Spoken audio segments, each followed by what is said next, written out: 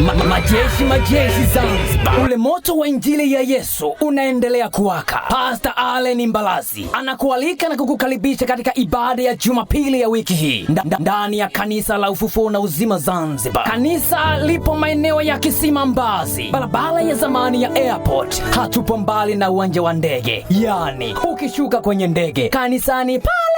Njoo ukutane na Bwana.